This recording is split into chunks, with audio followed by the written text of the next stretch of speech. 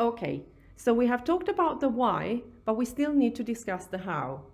You might immediately think that to learn a language you need a book, a computer program, other materials or a teacher, so that you can find out how to say things, which words to use, and how to put them together.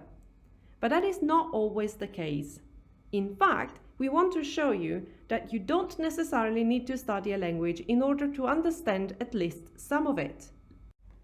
In just a moment, you will listen to Alex's story, which we have written using 10 different languages. Over the spring break, Alex is visiting the UK for the first time.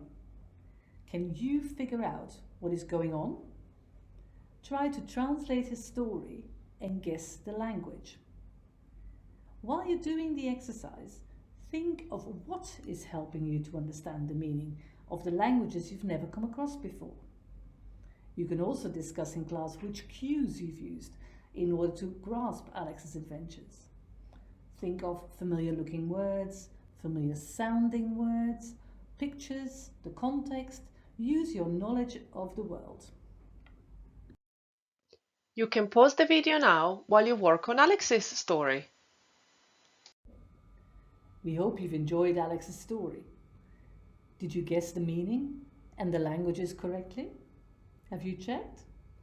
Did you notice how many words are similar to English in all these different languages? Here are a few examples from Alex's story. For example, the Dutch appel sounds and looks very much like English apple. And the Norwegian svømmer sounds and looks very much like the English swims. This is because languages can be related just like people, and they borrow words from each other. In some cases, English borrows from other languages, and in other cases, other languages borrow from English. We hope that through this exercise we have shown you that there are different ways in which you can learn languages, and that in some cases it is not about learning everything from scratch. Knowing one language can make it easier to learn other languages.